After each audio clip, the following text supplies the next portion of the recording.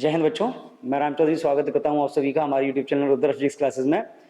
आज इस वीडियो में हम बात करेंगे इंटरफियरेंस फ्रिंजेस की पोजीशन, फ्रिंजेस की विड्थ, नंबर ऑफ फ्रिंज जो बनेगी इंटरफियरेंस पैटर्न में और फ्रिंज शिफ्ट के बारे में। स्टार्ट करते हैं। टॉपिक है हमारा पोजीशन ऑफ इंटरफियरेंस फ्रिंजेस। अब एक सिंपल सी बात समझिए, हमने यंग डबल स्लिट एक्सपेरिमेंट में क्या स्टडी किया था कि जब लाइट सोर्सेस से पास होती थी या किसी भी मीडियम में दो कोहेरेंट लाइट वेव्स एक साथ ट्रेवल करती थी तो मीडियम में उनका जो सुपरपोजिशन होता था, due to the superposition medium के कुछ पॉइंट पर जो उनकी इंटेंसिटी होती थी वो मैक्सिमम और मीडियम के कुछ पॉइंट्स पे उनकी जो इंटेंसिटी होती थी वो मिनिमम हो जाती थी। इसी रीडिस्ट्रीब्यूशन को हमने इंटरफियरेंस बोला।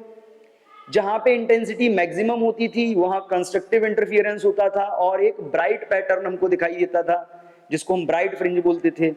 जहां पे इंटेंसिटी मिनिमम होती थी वहां डिस्ट्रक्टिव इंटरफियरेंस होता था और एक डार्क बैंड हमको दिखाई देता था, उसको हम डार्क फ्रिंज बोलते थे। क्लियरली? अब हम उन्हीं फ्रिंजेस की पोजीशन को स्टडी करने वाले हैं कि जैसे हमने बात की फ्रिंजेस की, मान लीजिए ये आपकी स्क्रीन है और इस स्क्रीन पे आपको जो फ्रिंजेस बनती दिखाई दे रही हैं वो कुछ इस टाइप से बनती दिखाई दे रही है कि एक ये ब्राइट पैटर्न है, बीच में डार्क, फिर ब्राइट, फिर डार्क, फिर ब्राइट, ऐसे अल्टरनेट ब्राइट और डार्क फ्रिंजेस बनती हमको दिखाई देती हैं। सेंटर में ब्राइट रहता है जिसको हम सेंट्रल ब्राइट बोलते हैं, उसके दोनों तरफ अल्टरनेट सीक्वेंस में ब्राइट और डार्क फ्रिंजेस बनती हैं जिनको हम सेकेंडरी ब्राइट या डार्क बोलते हैं। क्लियर? इनकी पोजीशन क्या होगी, फर्स्ट ब्राइट कहां बनेगी, सेकंड ब्राइट कहां बनेगी, थर्ड ब्राइट कहां बनेगी, फर्स्ट डार्क कहां बनेगी, सेकंड, थर्ड, ये डार्क कैसे बनेगी, कितनी डिस्टेंस पे बनेगी, उसी पोजीशन के बारे में आज हम बात करेंगे। अब देखिए बहुत इजी है, ज्यादा टेंशन लेने की जरूरत नहीं है, बड़ा आसानी से हम कर सकते हैं, बट थोड़ा सा हमारा ट्रिग्नोमेट्री के जो कॉन्सेप्ट हैं वो हमको क्लियर रखने पड़ेंगे और इंटरफियरेंस की हमको बेसिक नॉलेज होनी चाहिए। अब देखिए पोजीशन को फाइंड करने के लिए हम क्या करते हैं, let we assume two sources of light. हम लाइट के दो सोर्स मानते हैं, S1 और S2। मान लीजिए इस टाइप से आपने दो सोर्स कंसीडर किए हैं, एक ये हो गया सोर्स S1 और दूसरा हो गया ये सोर्स आपका S2। क्लियर? ये हो गया S1 और ये हो गया S2। बेसिकली ये S1 और S2 आते कहां से थे, इनके पीछे एक मेन सोर्स होता था ये S, हमने यहाँ पे इसको मान लिया ये यहाँ पे S है। क्लियर? हम इसको यहाँ पे मान लेते हैं कि ये S है इस टाइप से, ठीक है, दिस इज S। यहां से हमने कुछ डिस्टेंस पे आगे एक स्क्रीन रखी हुई है, सपोज ये आपकी स्क्रीन है, सपोज ये आपकी स्क्रीन है, हमने यहाँ पे स्क्रीन रखी हुई है। अब अगर हम इस स्क्रीन की बात करते हैं तो इस स्क्रीन में देखिए जो लाइट वेव्स हैं आ रही हैं इन सोर्सेस से, क्या होगा, हम ये मान के चलते हैं कि जो सेंट्रल रे है वो ऐसी आएगी यहां से, मान लीजिए यहां से सेंटर से आती है इस टाइप से, यहाँ ये आने के बाद लाइट रे क्या होंगी, वैसे तो डिस्ट्रीब्यूट होगी, लाइट रे ये डिस्ट्रीब्यूट होगी। अब क्या होगा, जैसे ही ये लाइट आएगी यहां से, तो हमने क्या पढ़ा था कि जो वेव होगी ये एस से आने वाली वेव यहां से जो चल रही थी क्रेस्ट और ट्रफ के फॉर्म में, यहां से क्रेस्ट और ट्रफ के फॉर्म में जो चल रही थी वो जब S1 और S2 से पास होगी तो क्या होगा, दो वेव में कन्वर्ट हो जाएगी, एक वेव S1 से चलेगी और एक वेव S2 से। हम उन दोनों वेव्स की बात मानते हैं। हम ये मानते हैं कि S1 से जो एक वेव चलती है, एक वेव चलती है S1 से और मानते हैं दूसरी वेव चलेगी आपकी S2 से और एक पॉइंट पे स्क्रीन पे जाके मिलती है, मान लीजिए ये यहां जाके स्क्रीन पे मिल रही है, ये S1 से आने वाली वेव मिल रही है, दूसरी वेव चल रही है आपकी S2 से, वो भी यहां जाके मिल रही है। जहां पे ये दोनों वेव मिलती हैं वहां पे हम मान लेते हैं कि एक फ्रिंज बनती है, हम इस फ्रिंज की को मान लेते हैं पॉइंट P, ये सेंटर है O, P फ्रिंज यहां पे बन रही है। हमको फ्रिंज की पोजीशन फाइंड करनी है कि जो पॉइंट P है ये सेंटर से कितना दूर होगा, ये ब्राइट होगी तो क्या कंडीशन आएगी, डार्क होगी तो क्या कंडीशन आएगी, कॉमन फॉर्मूला हम यहां से ड्राइव करेंगे। अब ड्राइव करने के लिए देखिए, अगर हम यहां से बात करें तो फ्रिंज की पोजीशन को फाइंड करने के लिए सबसे इंपॉर्टेंट कॉन्सेप्ट जो हमको मालूम होना चाहिए वो होता है पाथ डिफरेंस। तो पहले पाथ डिफरेंस निकालते हैं। पाथ डिफरेंस होगा क्या वो समझते हैं। पाथ डिफरेंस को फाइंड करने के लिए आप एक कॉमन सी बात समझ लीजिए, जब हम यहां से इस पे परपेंडिकुलर ड्रॉ करेंगे यहां से, तो ये जो परपेंडिकुलर आएगा, ये हमने परपेंडिकुलर इस पे ड्रॉ किया, सपोज ये पॉइंट है आपका n, तो अगर हम यहां से बात करते हैं तो पाथ डिफरेंस क्या होगा, पाथ डिफरेंस, पाथ डिफरेंस यानी कि p, क्या आपने पढ़ रखा है, देखो यहां पे देखो, S1 से जो एक वेव जा रही है वो ये डिस्टेंस ट्रेवल कर रही है S1p, S2 से जो वेव जा रही है जो P पे मिल रही है वो डिस्टेंस ट्रेवल कर रही है S2p। यहाँ पे डायग्राम में ही क्लियर दिखाई दे रहा है, S2 से चलने वाली वेव को ज्यादा डिस्टेंस कवर करनी पड़ी, रास्ता लंबा हो गया, पाथ डिफरेंस आ गया। कितना डिफरेंस है, यहां से परपेंडिकुलर ड्रॉ किया तो ये दोनों इक्वल हो गए, यानी कि ये डिफरेंस है पाथ डिफरेंस। ये पाथ डिफरेंस किसके इक्वल है, S2n। अगर हम इस S2n की बात करते हैं तो ये S2n डायग्राम में किसके इक्वल होगा, S1p माइनस, सॉरी S2p बड़ा है, तो अगर हम यहाँ पे बात करते हैं ये इक्वल हो जाएगा आपका S2p माइनस S1p के। हम इसको दो टाइप से सॉल्व कर सकते हैं इस पाथ डिफरेंस की वैल्यू को। कैसे, पहले हम एक मेथड अप्लाई करते हैं। यहां से हम क्या मानते हैं कि सेंट्रल फ्रिंज के बेस पे अगर हम बात करें तो कितना डिस्टेंस ये ट्रेवल करके जाएगा उसकी बात करते हैं। कि मान लीजिए यहां सेंटर से हम पॉइंट P की बात करते हैं तो ये पॉइंट P, क्लियर। अब देखिए जब हम इस डायग्राम में बात करते हैं, अगर ये एंगल आपका सेंटर से इसका डिफ्लेक्शन कितना है, थीटा है, तो ये एंगल भी थीटा होगा।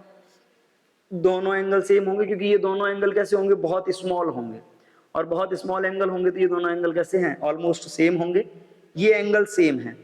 अब इसमें अगर हम बात करते हैं इन डायग्राम, इन डायग्राम, अब इस डायग्राम में देखिए दो ट्राइंगल्स हम कंसीडर करते हैं। एक ट्राइंगल है हमारे पास कौन सा, S1 S2n, एक है ट्राइंगल S1 S2n, और दूसरा ट्राइंगल हम ले लेते हैं, इस पॉइंट को हम मान लेते हैं MOP, ट्राइंगल MOP। अब इन दोनों को देखो, एक एंगल इन दोनों का कैसा है, एंगल थीटा दोनों में है, कॉमन है, कॉमन है, कॉमन तो नहीं है बट हम ये कह सकते हैं ये दोनों का कैसा है, सेम, दोनों ट्राइंगल्स में। इसमें ये एंगल थीटा, इसका ये एंगल थीटा।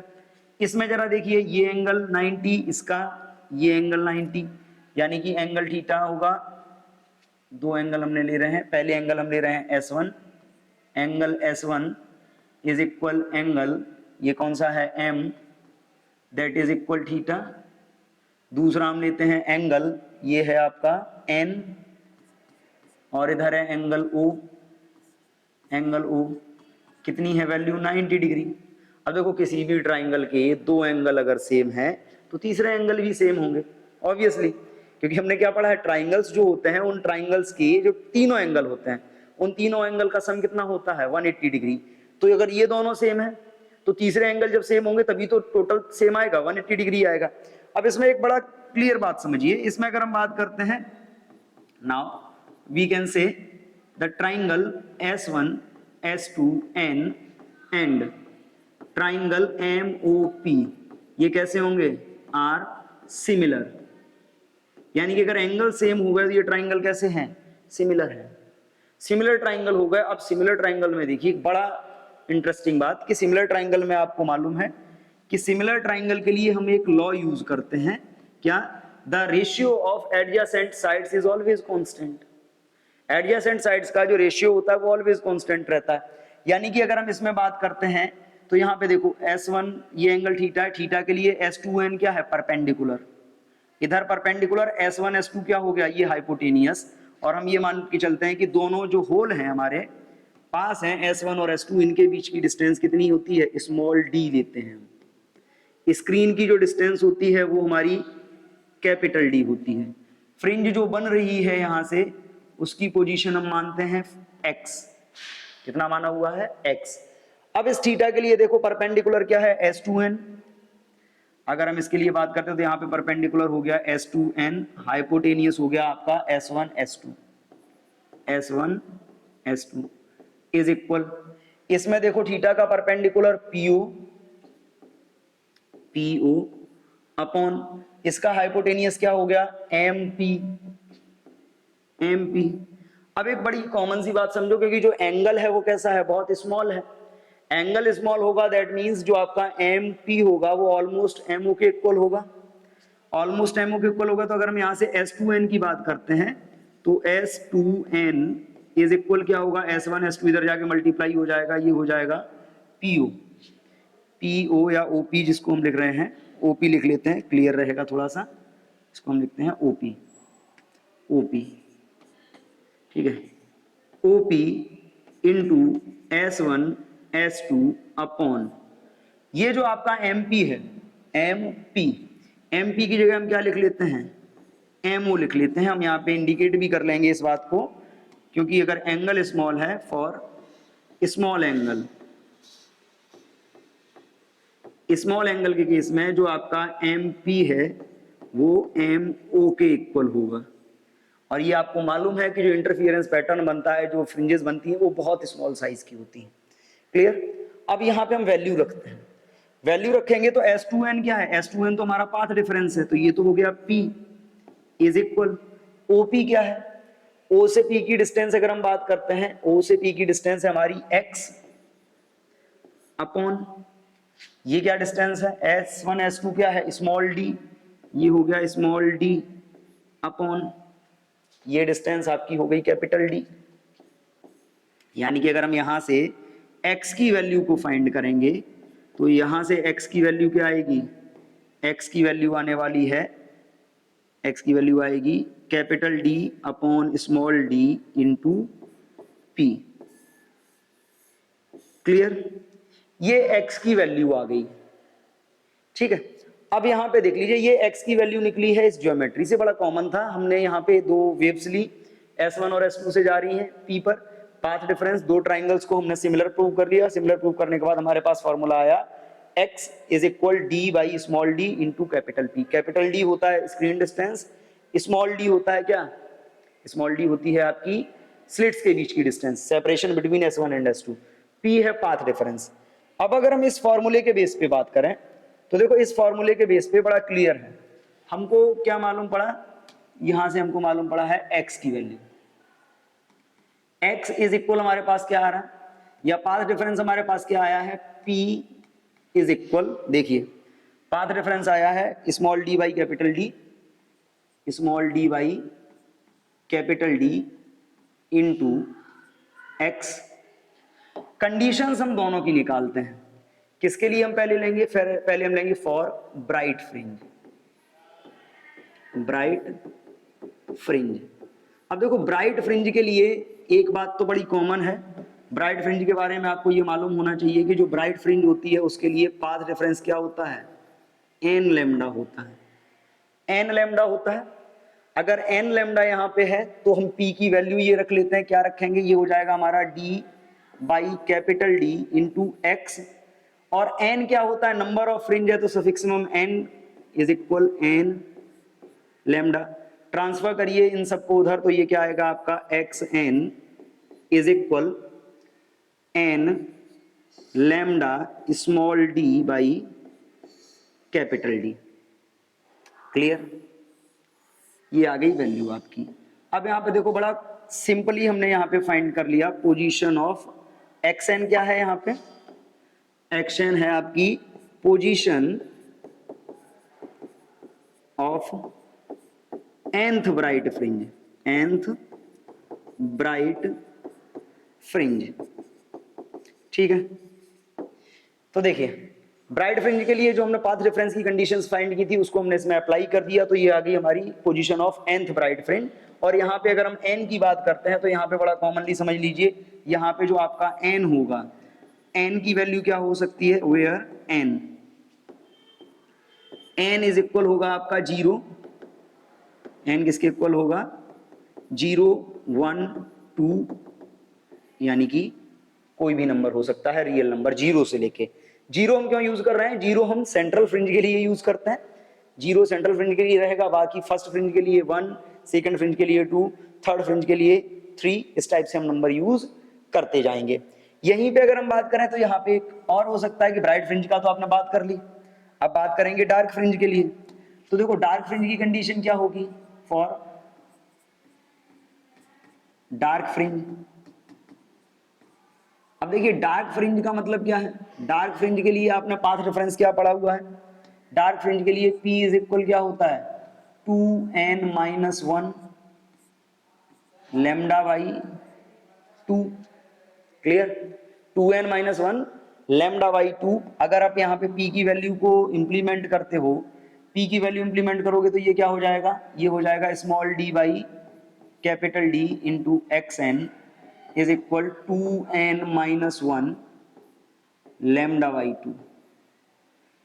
करिए ट्रांसफर, d को उधर ले जाओगे तो ये क्या हो जाएगा xn is equal 2n-1 lambda into capital D upon 2 into small d। Clear है, ये आपकी पोजीशन आ गई किसकी, यहाँ पे फिर से हम वही बात करेंगे कि यहाँ पे जो आपकी xn है, यहाँ पे xn है आपकी position of nth dark fringe. Clear है, तो देखो सिंपली हमने क्या पाथ डिफरेंस निकाला, तो पोजीशन ऑफ ब्राइट फ्रिंज या पोजीशन ऑफ डार्क फ्रिंज है वो किस पे डिपेंड करेगी, वो डिपेंड करेगी आपकी पाथ डिफरेंस पे। पाथ डिफरेंस का फॉर्मूला हमारे पास अगर है तो पाथ डिफरेंस के फॉर्मूले से हम क्या कर सकते हैं, ब्राइट और डार्क दोनों की पोजीशंस को फाइंड कर सकते हैं। यहां भी अगर हम बात करते हैं तो यहां भी आपका वो रहेगा, अब यहाँ पे अगर n की बात करोगे तो यहाँ पे n क्या होगा वो बात आपको पहले से मालूम है, n की वैल्यू 1 2 3 4 सो ऑन। इसमें जीरो हम नहीं लेंगे, क्यों नहीं लेंगे जीरो, उसका रीजन है क्योंकि डार्क फ्रिंज सेंटर पे नहीं बनती, और जब डार्क फ्रिंज सेंटर पे नहीं बनेगी तो n की वैल्यू में हम जीरो को इंक्लूड नहीं कर सकते। डार्क फ्रिंज हमेशा सेंटर से अलग बनती है, इसलिए n के लिए जो नंबर ऑफ फ्रिंजेस का कैलकुलेशन है वो 1 से स्टार्ट होता है। क्लियर, तो ये तो पोजीशन थी ब्राइट और डार्क फ्रिंजेस की, ब्राइट और डार्क फ्रिंजेस की। अब देखिए ब्राइट और डार्क फ्रिंजेस के बेस पे अगर हम यहां से पोजीशन देखें, यहां से अगर हम पोजीशन देखते हैं ब्राइट और डार्क फ्रिंजेस की, तो जो हमको पैटर्न मिलेगा इंटरफियरेंस में, जो हमको पैटर्न देखने को मिलेगा, उस पैटर्न में अगर हम बात करते हैं, जैसे हमारे पास सोर्स हैं इस टाइप से, दो सोर्स हैं, मैं ये मान लेता हूं कि ये सोर्स आपका S1, ये सोर्स आपका S2, यहाँ पे आपकी स्क्रीन है, ठीक है, स्क्रीन है, सेंट्रल जो आपका रहेगा वो कुछ ऐसा रहेगा यहाँ पे, ठीक है, सेंट्रल आपका ऐसा रहेगा, ठीक। अब यहाँ पे देखो फ्रिंजेस जो आपकी बनेगी, सेंटर पे कौन सी बनेगी, ब्राइट बनेगी, सेंटर पे ब्राइट फ्रिंज बनती है, यानी कि ब्राइट फ्रिंज बनने का मतलब है कि जो आपकी यहाँ पे फ्रिंज रहेगी उसकी इंटेंसिटी ऐसी होगी हाई, और इसके बाद डार्क, फिर ब्राइट, फिर डार्क, फिर ब्राइट, फिर डार्क, फिर ब्राइट, और ये क्या होगा, ये पैटर्न कंटिन्यू बना रहेगा। इसी टाइप से इस तरफ भी अगर हम बात करते हैं, bright dark bright dark bright dark, ये भी कंटिन्यू बना रहेगा। क्लियर है, इस टाइप का इंटेंसिटी पैटर्न हमको दिखाई देगा। अब इंटेंसिटी पैटर्न में देखिए, ये इंटेंसिटी का पैटर्न है, पीक पे है इंटेंसिटी तो मैक्सिमम मतलब ब्राइट फ्रिंज है, और जहां पे बॉटम पे है वहां पे इंटेंसिटी लो है मतलब डार्क फ्रिंज है। पोजीशन क्या आई, ये तो हो गई पोजीशन आपकी जीरो। फॉर्मूला हमने क्या पढ़ा है, ब्राइट के लिए हमने फॉर्मूला पढ़ा है, ब्राइट का फॉर्मूला हमने पढ़ा है xn is equal n lambda capital D by small d। देखिए ये पढ़ा हमने n lambda small d by capital D। एक मिनट देखिएगा, एक मिनट, सॉरी यहाँ पे बाई मिस्टेक हो गया, ये d इधर जाएगा तो यहाँ कैपिटल D होगा बेटा यहाँ पे, और यहाँ क्या होगा स्मॉल d, बाई मिस्टेक, ठीक है। अपोलो यहाँ पे मान कर लीजिएगा, बाई मिस्टेक जल्दबाजी में हमने यहाँ पे ध्यान नहीं दिया। लेकिन अब हम बात करते हैं आगे, आगे बात करेंगे तो ये हो गया इसका। और अगर हम डार्क की बात करते हैं तो देखो डार्क के लिए आपने यहाँ पे क्या पढ़ा हुआ है, डार्क फ्रिंज का आपने फॉर्मूला पढ़ा है xn is equal 2n-1 lambda capital D by 2d। अब इसके बेस पे देखो, पहले हम ब्राइट की बात करते हैं, n की वैल्यू हम 1 रखते हैं, n की वैल्यू अगर हम 1 रखेंगे तो 1 रखने पे क्या आएगा, ये आएगा यहाँ पे जो आपका बनेगा ये होगा आपका lambda D by small D, 2 रखेंगे तो 2 lambda D by small D, यहाँ पे रखेंगे तो 3 lambda D by small D. Clear? आगे बात करते हैं, इधर भी वही रहेगा lambda D by small D, इधर भी वही रहेगा lambda D by small D, इधर भी वही रहेगा लैम्डा डी वाई, ये 2 lambda D by small D, ये 3 lambda D by small D. बड़ा क्लियर है। यहां से हमने कंपैरिजन किया एन लैम्डा से, यहां से एन लैम्डा हमने निकाला, ये हमारा आया था, कितना आया था, ये S2n is equal OP into S1 S2 upon MO। S2n आपका था पाथ डिफरेंस, OP क्या था, O से P x था, और S1 S2 क्या था, D upon capital D। Clear है? यहां से हमने ये बात की। अब देखिए डार्क की बात करते हैं। डार्क की पोजीशन क्या होगी? डार्क की पोजीशन क्या होगी? सिंपल सी एक बात समझिए, n की वैल्यू 1 रखो, n की वैल्यू 1 रखेंगे तो 2 - 1 क्या होगा, 1 lambda D by 2d, lambda D by 2d। तो ये होगा आपका, यहां पे अगर आप डार्क की बात करते हो तो डार्क के लिए जो आपका यहां से निकल के आएगा वो आएगा आपका lambda capital D by 2d। 2 रखोगे, 4 - 1 क्या होगा, 3, तो 3 lambda capital D by 2d। यहां कितना आएगा, 5 lambda D by 2d। Same इधर रहेगा lambda D by 2d, 3 lambda D by 2d, 5 lambda D by 2d। और ये फ्रिंजेस इसी टाइप से बनती चली जाएंगी। तो हम इन्हीं पोजीशन के बेस पे क्या कर सकते हैं, इसके इंटेंसिटी पैटर्न को मार्क कर सकते हैं। क्लियर है? इंटेंसिटी पैटर्न को मार्क कर सकते हैं। अब यहां पे देखिए, सिंपल सी बात है, ये पोजीशन ऑफ फ्रिंजेस की हमने बात की है। अब इस पोजीशन ऑफ फ्रिंजेस के बेस पे एक टर्म आता है जिसको हम बोलते हैं फ्रिंज विड्थ। क्या बोलते हैं? फ्रिंज विड्थ, जो हमको आगे पढ़ना है। फ्रिंज विड्थ क्या होता है अब यहां पे समझो। जैसे हमने बात की, 2 ब्राइट है हमारे पास, एक ये ब्राइट है, एक ये ब्राइट है। दोनों ब्राइट के बीच की जो डिस्टेंस होगी ना, यहां से लेके यहां तक की, ये जो डिस्टेंस होगी, ये, इसको हम क्या बोलेंगे, it is called the width of dark, width of dark fringe. Clear? 2 bright के बीच की जो डिस्टेंस होगी that is the width of dark fringe, क्योंकि 2 ब्राइट के बीच में तो डार्क है, ये डार्क की विड्थ हमको मिल गई। ऐसे ही अगर हम 2 डार्क की बात करें, जैसे ये डार्क था, एक डार्क ये था, इन दोनों डार्क के बीच में क्या दिख रहा है हमको, ब्राइट दिख रहा है, तो हम इसको क्या बोल सकते हैं, इसको हम बोल सकते हैं विड्थ ऑफ ब्राइट फ्रिंज। ठीक है? तो एक सिंपल सी बात मानिए कि जब हम विड्थ की बात करेंगे तो विड्थ क्या होगी, the width of any fringe, यानी कि डार्क की अगर हम बात करते हैं तो width of dark fringe is the difference of positions of 2 consecutive bright fringes.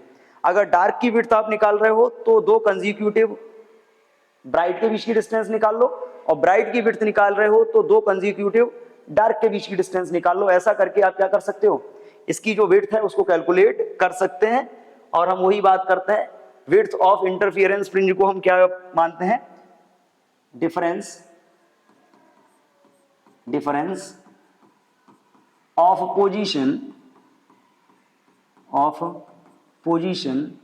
Of 2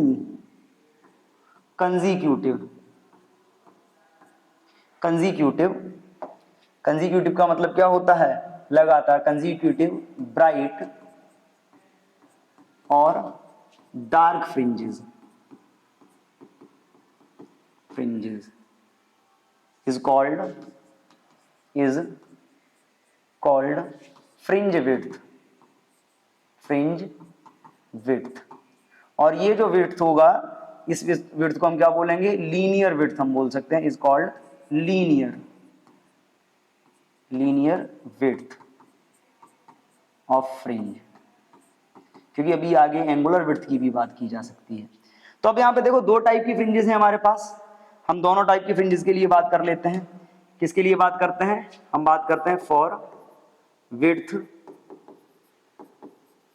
of dark fringe. अगर हम डार्क फ्रिंज की विड्थ की बात करते हैं तो एक बात यहां पे बड़ा कॉमन समझिए, डार्क फ्रिंज की विड्थ क्या होगी, simply the distance between two consecutive bright fringes, लगातार दो ब्राइट के बीच की डिस्टेंस। तो अगर हम यहाँ पे बात करते हैं तो विड्थ ऑफ डार्क फ्रिंज क्या हो सकती है, अगर हम विड्थ की बात कर रहे हैं हम इसको विड्थ को W से रिप्रेजेंट कर सकते हैं। W इज इक्वल क्या होगा, xn+1 माइनस xn, दोनों किसके लिए रहेंगे, ब्राइट के लिए।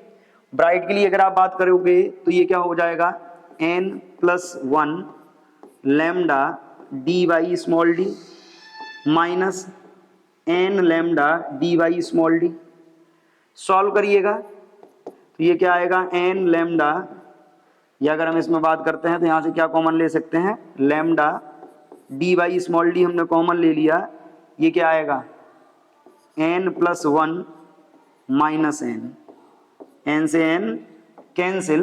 तो यहां पे हमारे पास विड्थ क्या आ रही है, यहां पे हमारे पास विड्थ आ रही है, विड्थ हमारी आएगी कितनी, that is equal lambda dy small d। Clear, lambda dy small d। ऐसे ही अगर हम बात करते हैं किसके लिए, अभी तो हमने डार्क फ्रिंज की विड्थ निकाली है ब्राइट फ्रिंज के मेथड को यूज करके, अब हम बात करेंगे ब्राइट फ्रिंज के लिए, फॉर ब्राइट फ्रिंज या width of bright fringe, for width of bright fringe. अब देखिए ब्राइट फ्रिंज की जब आप विड्थ की बात कर रहे हो तो ब्राइट फ्रिंज की विड्थ आप कैसे निकाल सकते हो, विड्थ निकालने के लिए आपके पास एक सिंपल सा ऑप्शन है, वही कि अगर हम बात करते हैं W इज इक्वल क्या होगा, xn+1 माइनस xn, और अब की बार जो पोजीशन होगी वो हम डार्क की लेंगे, क्योंकि दो डार्क के बीच की डिस्टेंस जो होती है वही ब्राइट फ्रिंज की विड्थ होती है। वैल्यू अगर हम इसमें रखते हैं तो यहां से क्या आएगा, 2n+1 minus 1 lambda capital D/2d minus 2n-1 lambda D/2d। अब इसमें देखिए, इसमें अगर हम लैम्डा D/2d को कॉमन ले लें तो यहां पे क्या आएगा, W इज इक्वल आएगा लैम्डा D/2d कॉमन आ गया, ये क्या हो जाएगा आपका, ये हो जाएगा आपका 2n+2 माइनस 1 माइनस 2n, ये हो जाएगा माइनस माइनस क्या हो जाएगा, +1। क्या क्या कैंसिल हो रहा है, 2n से 2n, 1 से 1, अब बचाइए 2, तो W इज इक्वल क्या होगा, लैम्डा D/2d इंटू 2 से 2 कैंसिल, यानी कि यहां से भी हमको क्या मिला, यहां से भी हमको वही मिल रहा है, W is equal lambda dy small d। तो अब एक बात बड़ा कॉमन यहां पे समझ लीजिए, चाहे आप ब्राइट फ्रिंज की बात करो चाहे आप डार्क फ्रिंज की बात करो, जो विड्थ होती है इंटरफियरेंस फ्रिंजेस की वो सेम रहती है। और दूसरी सबसे इंपॉर्टेंट बात कि फ्रिंज विड्थ, जितनी भी फ्रिंजेस बनती है इंटरफियरेंस में, सारी फ्रिंजेस की विड्थ सेम होती है। ऐसा नहीं होता कि सेंट्रल फ्रिंज ज्यादा चौड़ी होगी, उसके बाद वाली फ्रिंज या उससे पहले वाली फ्रिंज जो ऊपर या नीचे वाली फ्रिंजेस होंगी उनकी चौड़ाई ज्यादा होगी, विड्थ ज्यादा होगी, विड्थ सबकी सेम रहेगी। और बड़ा कॉमनली हमने इस डायग्राम से फाइंड कर लिया कि दो ब्राइट के बीच की डिस्टेंस होगी वो डार्क की विड्थ बोली जाएगी, और दो डार्क के बीच की जो डिस्टेंस होगी वो ब्राइट की फ्रिंज बोली जाएगी। क्लियर। अब यहां पे बात अगर आती है तो यहां पे बात आएगी एंगुलर विड्थ की, भी कभी कभी बात की जा सकती है। तो अब देखो एंगुलर विड्थ की जब हम बात करेंगे तो एंगुलर विड्थ के लिए क्या कर सकते हैं, for angular fringe width, angular fringe width, fringe width. अब बेटा देखो एंगुलर फ्रिंज विड्थ हम कैसे फाइंड कर सकते हैं, बड़ा कॉमनली, सपोज आपके पास ये आप मानते हो कि इस टाइप से S1 S2 S1 S2, ठीक है, और ये हो गया आपका क्लियर, S1 S2 यहां हमने सामने स्क्रीन रखी हुई है, और ये हमारा सेंट्रल है, सेंट्रल पोजीशन है, ठीक। सेंट्रल पोजीशन के बाद हम क्या मानते हैं कि जो हमारी लाइट रेज हैं एक S1 से गई होगी एक S2 से, सामने जो आपका बन रहा होगा ना ये S1 ये S1 ये S2। इंटेंसिटी कर्व हमारा कैसा बना था, हम एक बार फिर से समझ लेते हैं। इंटेंसिटी कर्व बना था हमारा कुछ ऐसा,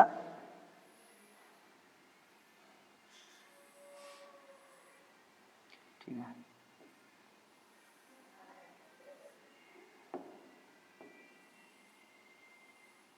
ऐसा बना था इंटेंसिटी कर्व।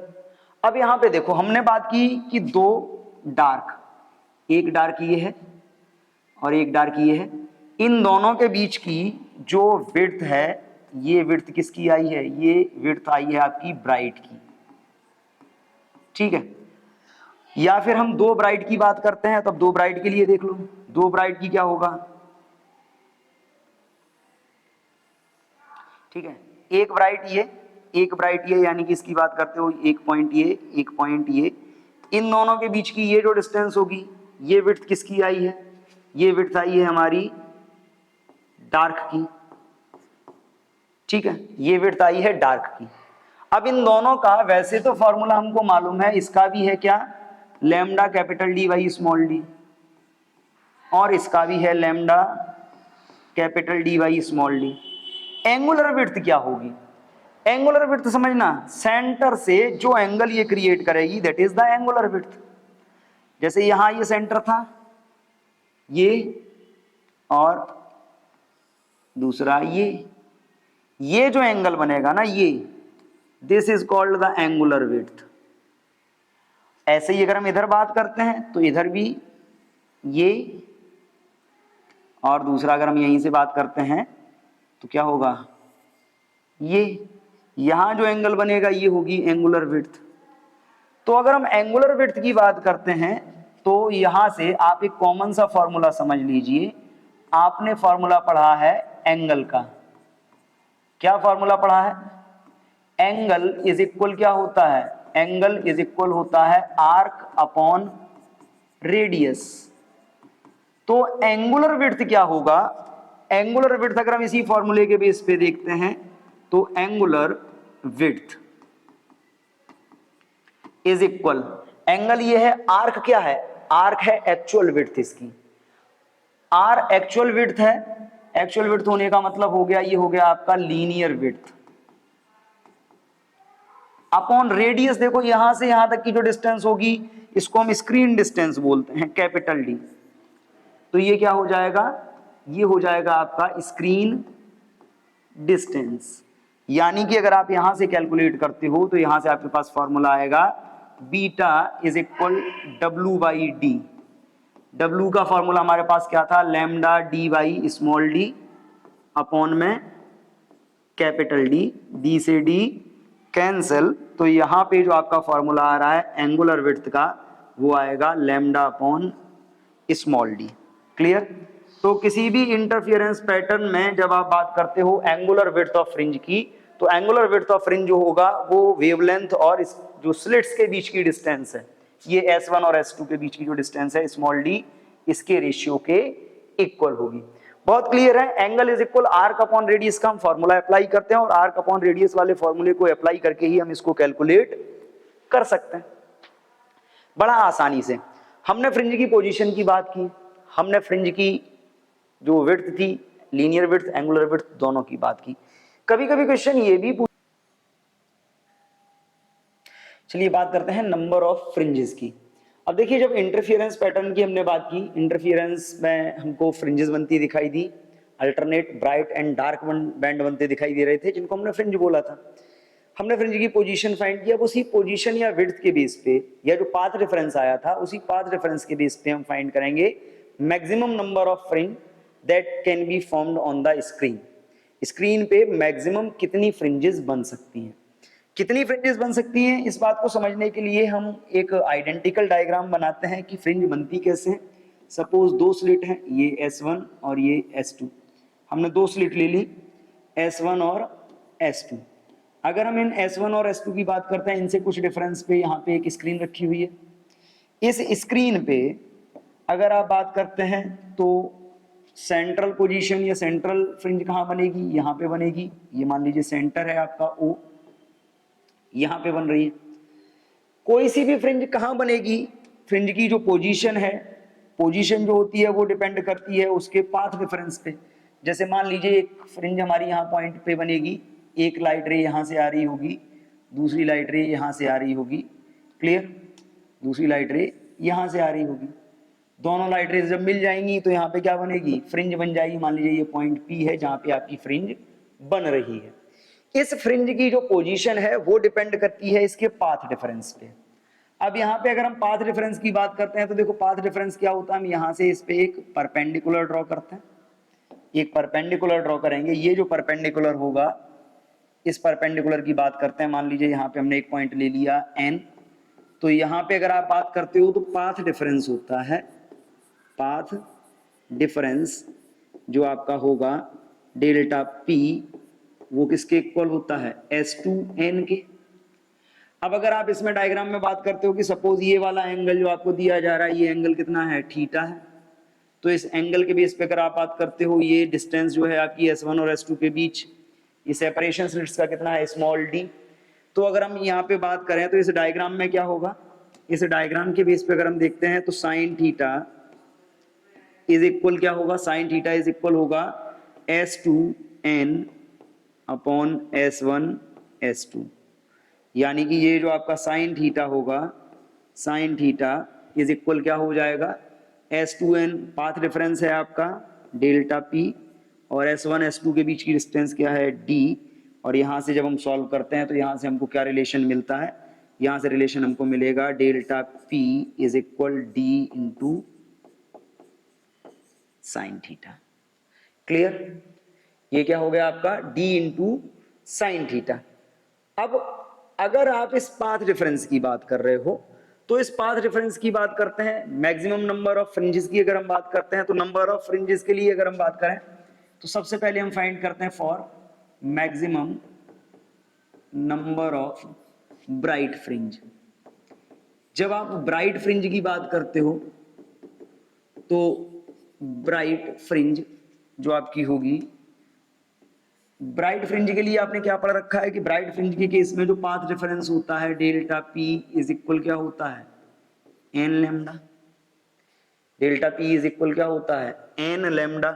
अगर आप यहाँ पे बात करते हो डेल्टा P की, हम ये वैल्यू रख लें यहाँ पे d साइन थीटा, तो ये क्या हो जाएगा, d साइन थीटा कितना होगा, d sine theta is equal हो जाएगा आपका n लैम्डा।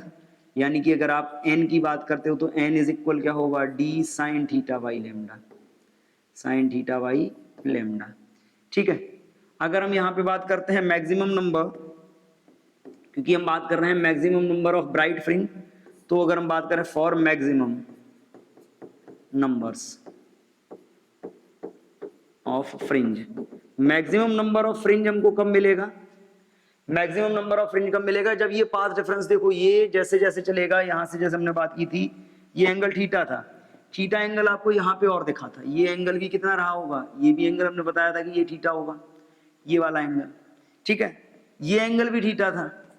तो जैसे जैसे ये बढ़ता जाएगा फ्रिंज, जब ये इनफाइनाइट पे पहुंचेगा तो थीटा कितना हो जाएगा, 90 डिग्री। थीटा कितना हो जाएगा, 90 डिग्री, क्योंकि ये जैसे जैसे फ्रिंज की पोजीशन बढ़ेगी बढ़ेगी, जो सबसे लास्ट की फ्रिंज होगी ये क्या होगा, एंगल बढ़ता जाएगा। जैसे यहाँ पे होती तो एंगल कितना होता, ये एंगल होता, एंगल कम होता, ऊपर गए एंगल बढ़ा, और ऊपर जाएंगे और एंगल बढ़ेगा, और ऊपर जाएंगे और एंगल बढ़ेगा। होगा क्या, एंगल बढ़ते बढ़ते लास्ट वाली जो फ्रिंज पॉसिबल है, मैक्सिमम एंगल कितना पॉसिबल होता है, वो होता है आपका, आप बात करें for maximum number of fringe, जो थीटा होगा, थीटा कितना हो सकता है, 90 हो सकता है। थीटा कितना हो सकता है, 90, 90 से ज्यादा नहीं हो सकता। क्लियर, और थीटा अगर 90 से ज्यादा नहीं हो सकता, यानी कि थीटा 90 होगा, तो इसका मतलब ये हो गया कि जो आपका साइन थीटा है वो कितना हो जाएगा, 1। साइन थीटा अगर 1 हो जाएगा, देन जो आपका n आएगा, नंबर ऑफ फ्रिंज जो मैक्सिमम बनेगा, n इज इक्वल क्या होगा, d बाई लैम्डा।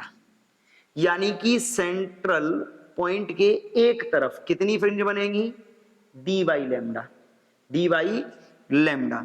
अगर हम बात करते हैं टोटल नंबर ऑफ फ्रिंज की, now total number of bright fringe, total number of bright fringe, bright कितनी बन सकती हैं, देखो एक तरफ तो हमने ये देख लिया कि एक तरफ कितना होगा, d बाई लैम्डा होगा।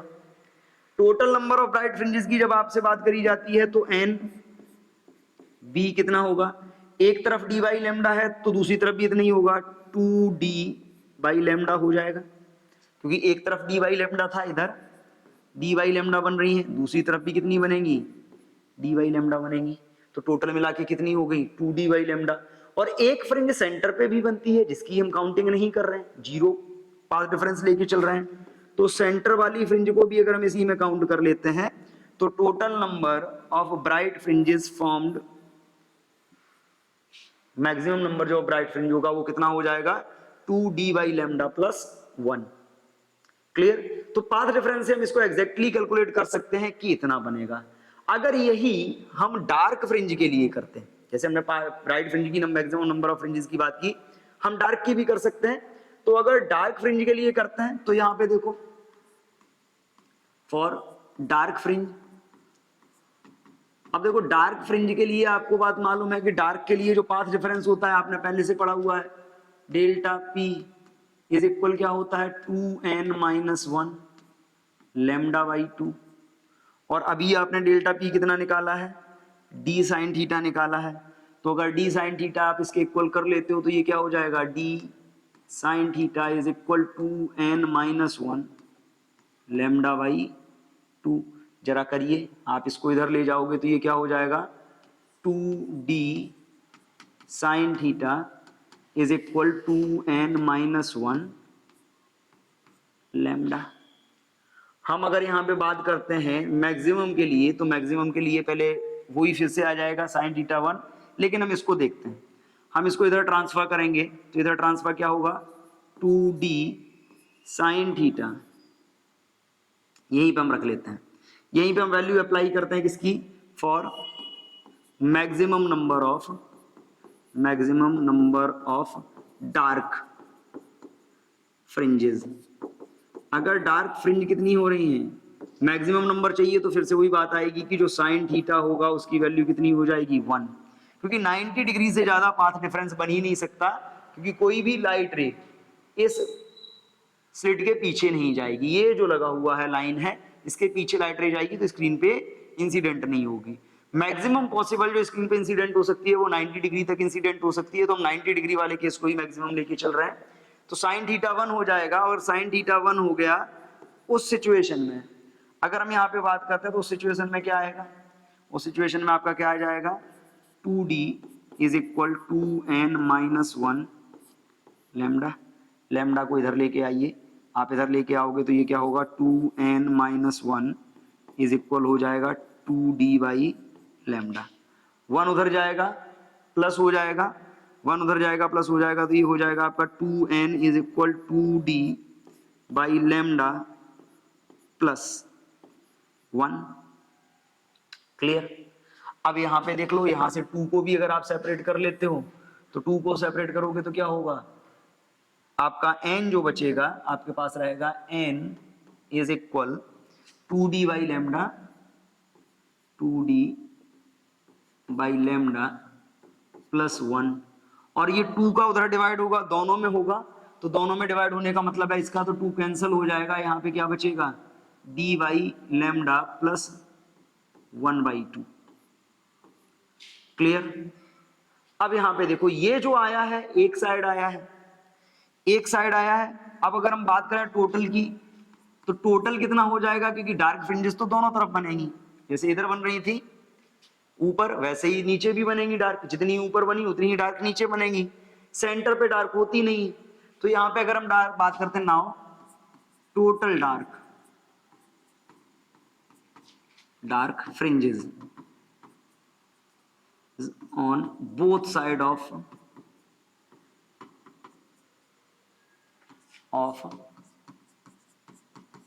Central maxima. सेंट्रल मैक्सिमा का मतलब क्या है, ब्राइट। सेंट्रल ब्राइट जो होता है उसके दोनों तरफ टोटल नंबर ऑफ फ्रिंजेस कितनी होंगी वो भी समझ लीजिए। तो अगर हम यहाँ पे बात करते हैं ND number of dark fringes कितना होगा, D by lambda plus 1/2 multiplied by 2, क्योंकि दोनों तरफ बन रही है, दोनों तरफ बन रही है, मतलब यहाँ पे क्या होगा, सीधा सीधा 2 का मल्टीप्लाई होगा, 2 का मल्टीप्लाई होने पे क्या आएगा, ND is equal 2D by lambda plus 1। Clear. 2D by lambda plus 1। यहां पे देखिए, यहां भी क्या आया था, 2D by lambda plus 1। Clear है? अब यहाँ पे एक बात क्लियर समझ लीजिए, जैसे यहाँ से हमने बात की, ये हमने निकाल लिया किसके लिए, सेंट्रल ब्राइट के, मतलब ब्राइट के लिए, ये हमने डार्क के लिए बात की। हमने डार्क के लिए बात की तो यहाँ से जो आपका आया था 2n-1 लैम्डा बाई 2 था, ट्रांसफर किया 2d साइन थीटा की वैल्यू को हमने 1 रखा, 2d is equal 2n-1 lambda, lambda को ट्रांसफर किया तो 2d बाई लैम्डा हो गया, -1 इधर से उधर जाएगा, ये प्लस का हो जाएगा, और यहाँ पे टोटली जो हमको मिलेगा फिर से वही मिल जाएगा 2d by lambda plus 1। This is the number of dark fringe formed in any interference pattern. Clear है? नंबर ऑफ डार्क फ्रिंज या नंबर ऑफ ब्राइट फ्रिंज हमने फाइंड कर ली। इंटरफियरेंस में सबसे लास्ट आता है that is the fringe shift. अब देखिए फ्रिंज शिफ्ट क्या है, बहुत इजी कॉन्सेप्ट है। जैसे भी हमने फ्रिंज के फॉर्मेशन की बात की, फ्रिंज नॉर्मली क्या होता है कि जैसे ये आपके पास दो सोर्स हैं, हम दोनों सोर्सेज की बात करते हैं। यहाँ पे मान लीजिए एक सोर्स ये है और एक सोर्स ये है, सामने ये स्क्रीन रखी हुई है। इस स्क्रीन पे अगर आप बात करते हो तो कैसा चलता है आपका, ये मान लीजिए आपकी सेंट्रल पोजीशन है, ये तो सेंट्रल की हो गई, सेंटर हो गया, ये आपका S1, ये आपका S2। फ्रिंज कोई भी कहाँ बनती है, जहां पे ये जो लाइट रेज है S1 और S2 से आने वाली लाइट रेज, एक लाइट रे ये आती है और दूसरी लाइट रे आती है यहाँ से S2 से, दोनों आके जहां मिल जाएंगी वहां फ्रिंज बन जाएगी P। ये फ्रिंज हो गई पोजीशन, ये सेंटर O, यहां से यहां तक की जो डिस्टेंस होती है this is called the fringe position X। और ये जो आपकी X होती है ये डिपेंड करती है पाथ डिफरेंस पे। किस पे डिपेंड करती है? पाथ डिफरेंस पे। तो अगर हम पाथ डिफरेंस की बात करें तो पाथ डिफरेंस आपको मालूम होता है इन दोनों का डिफरेंस है, हम वो भी कैलकुलेट कर चुके हैं। कंडीशन ये है कि अगर हम दो इंटरफियरिंग जो वेव्स हैं, इन दोनों वेव्स में से किसी भी एक वेव के रास्ते में एक ट्रांसपेरेंट ग्लास स्लैब रख देते हैं, एक रिफ्रैक्टिंग मीडियम लगा देते हैं, तो जैसे ही हम इसके रास्ते में क्या करेंगे, एक ग्लास स्लैब रखेंगे। अब देखो हम यहाँ पे अगर ग्लास स्लैब रखते हैं इस टाइप से, तो ग्लास स्लैब रखने पे होगा क्या, हमने यहाँ पे ग्लास स्लैब रख दी, ये ग्लास स्लैब हमने यहाँ पे लगाई तो हुआ क्या कि जब ये ग्लास स्लैब यहाँ रखी जाएगी तो जो लाइट रे इससे पास हो रही थी वो लाइट रे क्या होगी, बेंड होगी, रिफ्रैक्शन होगा, उसका क्या होगा, रिफ्रैक्शन होगा। और रिफ्रैक्शन होने के बाद मान लीजिए ये यहाँ से यहाँ जाएगी, ओरिजिनल पाथ पे नहीं जाएगी और यहाँ से निकलेगी, अब ये इधर ऊपर पहुंच जाएगी। अब ये ऊपर जाएगी तो क्या होगा, दूसरी वेव जो होगी वो यहाँ से जा रही होगी, वो इस वेव को जाके इंटरसेक्ट करेगी। अब यहाँ पे बनेगी आपकी ओरिजिनल फ्रिंज। ये जो डिस्टेंस आई ना दोनों के बीच की, ये इसको डेल्टा एक्स बोलते हैं, ये होता है आपका फ्रिंज शिफ्ट। ये डेल्टा एक्स आपका फ्रिंज शिफ्ट है। तो जिस वेव की तरफ हम, जिस वेव के रास्ते में हम ग्लास स्लैब रखेंगे, ये क्या होगा, ये उसकी ही तरफ शिफ्ट हो जाएगी, थोड़ा सा डिस्प्लेस हो जाएगी, इसको हम बोलते हैं फ्रिंज शिफ्ट। कितना होगा फ्रिंज शिफ्ट, हम इसकी बात करते हैं। अगर हम बात करें इसकी तो अब देखो, आफ्टर प्लेसिंग स्लैब को रखने के बाद अगर हम बात करते हैं पाथ डिफरेंस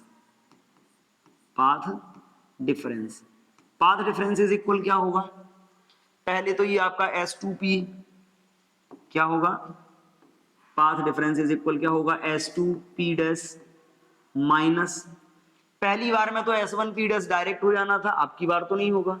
अब की बार क्या होगा, ये थोड़ा सा बेंड करेगी, मतलब इसको डिस्टेंस थोड़ी सी अलग ट्रेवल करनी पड़ेगी। इस केस में हम क्या बात करते हैं, अब देखो इसमें जो डिस्टेंस एयर में चली है इसमें कितनी है, S1P डैश, ठीक है, S1P डैश माइनस T, इतना इसने एयर में चला, प्लस इसने कितना चला, mu, suppose the refractive index of this slab is mu, और थिकनेस है इस स्लैब की T, थिकनेस कितनी है T, तो इसका डिस्टेंस कितना हो जाएगा, म्यू इंटू T। अगर आप इन दोनों को सॉल्व करते हो तो इस कंडीशन में ये जो पाथ आएगा इसका वो कितना आएगा, S1P माइनस T कॉमन आ जाएगा, म्यू माइनस 1। एक मिनट देखिएगा, S1P टोटल था, S1P में माइनस T इसने चला नहीं, प्लस म्यू इंटू T, तो माइनस T अगर हम कॉमन ले लेंगे तो ये क्या हो जाएगा माइनस टी, यानी कि टी कॉमन ले लेंगे, ठीक है, टी कॉमन लेंगे तो ये म्यू माइनस 1 बचेगा। हमने यहाँ पे प्लस टी कॉमन ले लिया, प्लस टी ब्रैकेट में आया म्यू माइनस 1। क्लियर? अब यहाँ पे देखो ये डिस्टेंस इसने एयर में चली, दूसरी वाली उससे पास हो रही है ग्लास स्लैब से, तो अब ग्लास स्लैब के केस में देखो टोटल कितना था S1P, पूरा तो एयर में चला नहीं, एयर में कितना चला S1P माइनस टी, और कुछ डिस्टेंस इसने इसके अंदर चली है, वो कितनी चली म्यू टी। दोनों में से अगर आप बात करते हो तो S1P माइनस, ये प्लस पहले लिख लेते हैं, plus mu T minus T, T common ले लेंगे तो म्यू माइनस 1 बच गया। अब यहाँ पे देखो, यहाँ पे अगर हम बात करते हैं तो यहाँ पे कितना आएगा डेल्टा P इज इक्वल आएगा हमारा S2P minus S1P minus T into mu minus 1। ये जो आपका था S2P माइनस S1P, ये एक्चुअल पाथ डिफरेंस था। क्या था? एक्चुअल पाथ डिफरेंस था। तो अगर हम एक्चुअल पाथ डिफरेंस की बात करते हैं, अब यहां पे देखो ये आपको पहले से मालूम है। विदाउट अगर हम बात करें, without slab,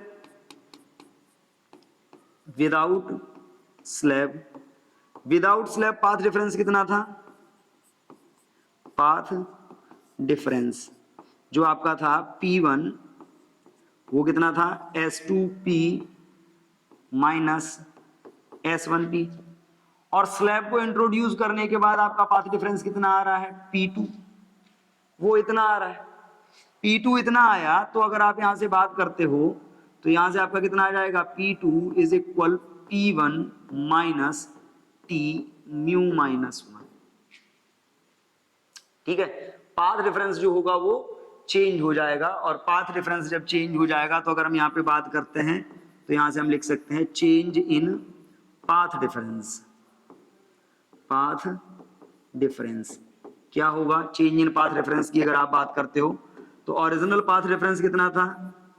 delta P is equal होगा P1 माइनस P2, वैल्यू रखेंगे तो डेल्टा पी इज इक्वल क्या होगा P1 माइनस P1 प्लस, ये प्लस हो जाएगा T म्यू माइनस 1, इससे ये कैंसिल, तो डेल्टा P इज इक्वल क्या आएगा म्यू माइनस 1 इंटू टी। तो हमने स्लैब रखा, स्लैब रखने पे क्या हुआ? पाथ डिफरेंस इसका चेंज हो गया। और अगर आप देखो सिंपल सी बात है, पाथ डिफरेंस अगर चेंज होगा तो पोजीशन भी चेंज होगी। चेंज होगी, कितनी चेंज होगी वो भी हम बात करते हैं। Change in position of fringes कितना होगा? Now change in position of fringes, position of fringes, fringes की पोजीशन में कितना चेंज होगा, जिसको हम बोलेंगे फ्रिंज शिफ्ट। फ्रिंज शिफ्ट कितना आएगा? आपने फॉर्मूला पढ़ा हुआ है, किसी भी एक फ्रिंज के लिए ले लीजिए, जो आपका x होता है, x किस पे डिपेंड करता है? पाथ डिफरेंस पे डिपेंड करता है। और पाथ डिफरेंस के लिए आपने फॉर्मूला पढ़ा है xn इज इक्वल क्या होता है 2 पाई। अब देखिए सिंपल ही हम थोड़ा पीछे चलते हैं। पीछे हमने क्या बात करी थी? जब हम पाथ डिफरेंस की बात कर रहे थे तो आपने फॉर्मूला पढ़ा था x इज इक्वल क्या होता है, x तो पोजीशन है, हमने सिंपली बात की थी। पाथ डिफरेंस आपका आता था p इज इक्वल आता था n लैम्डा। क्या आता था? n lambda. ठीक है, n लैम्डा आ गया पाथ डिफरेंस। और पोजीशन के लिए भी जब हमने बात की थी तो पोजीशन जो आपकी आई थी p is equal n lambda थी। पोजीशन का फॉर्मूला क्या था? x। पोजीशन का फॉर्मूला था आपका x। तो यहां से हमने चेंज इन पाथ डिफरेंस जो हमारा आया है इतना आया है, तो चेंज इन पोजीशन कितना आएगा? चेंज इन पोजीशन, अब एक सिंपल सी बात समझिए, जब पहले हमारा पाथ डिफरेंस आता था, पाथ डिफरेंस की बात अगर हम करते हैं तो कितना पाथ डिफरेंस आता था? जब हमने पहले फाइंड किया था, फॉर्मूला हमारा आया था xn is equal n lambda D by D. ये हमने पढ़ा है n lambda D by D. तो अगर हम यहां से बात करते थे तो n लैम्डा इज इक्वल क्या होता था? x into D by capital D. अब की बार पाथ रेफरेंस में चेंज आया है और ये जो आपका होता था एन लैम्डा, ये किसके इक्वल होता था? पाथ रेफरेंस के इक्वल होता था, पाथ रेफरेंस पी के इक्वल। ऐसे ही अगर हम पी की बात कर रहे हैं तो सिंपली ये बात आएगी, पी इज इक्वल, सीधा सीधा हम वैल्यू यूज कर लेते हैं। पी की बात करेंगे तो चेंज इन पोजीशन में कितना आएगा? हाँ, X N, change in position X N नहीं लिखेंगे, फिर हम इसको फ्रिंज शिफ्ट से डिनोट करेंगे, और फ्रिंज शिफ्ट हमारा कितना होगा? Delta x. डेल्टा एक्स के लिए हम क्या बात करेंगे? सीधी सी बात समझिए, जो आपका डेल्टा पी होगा वो क्या होगा?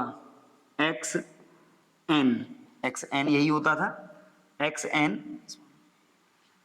यानी एक्स एन की जगह हम यूज करेंगे capital X small D by capital D. Small D इन दोनों के बीच की डिस्टेंस होती है और कैपिटल डी स्क्रीन की डिस्टेंस होती है। ये फॉर्मूला हम यूज करेंगे। तो अगर हम यहां से फ्रिंज शिफ्ट की बात करते हैं तो यहां से फ्रिंज शिफ्ट कितना निकल के आएगा? डेल्टा एक्स देख लीजिए, डेल्टा एक्स इज इक्वल आपका क्या हो जाएगा? Delta P into small D by, sorry, delta P into capital D by small D. Value जब आप इसकी रखोगे म्यू माइनस 1t, तो फाइनली जो हमको मिलने वाला है वो हमारा आएगा delta x is equal mu minus 1 into T, और ये हो जाएगा D by D.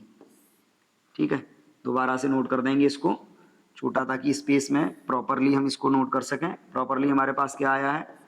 Delta P is equal delta x into small D by capital D. Transfer करेंगे तो डेल्टा एक्स इज इक्वल क्या आएगा? Delta P into capital D by small D.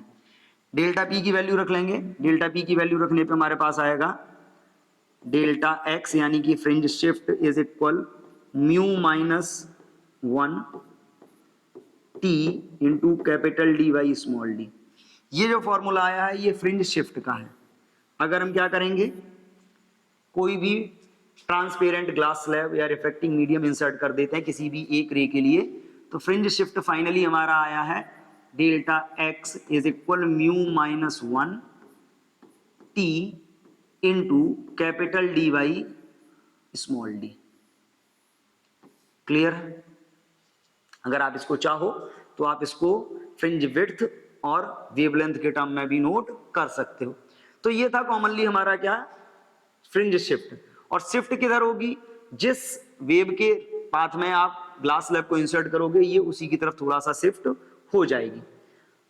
आज के लिए हम इतना ही रखेंगे, मिलते हैं नेक्स्ट वीडियो में डिफ्रैक्शन के साथ। तब तक के लिए थैंक यू एंड जय हिंद।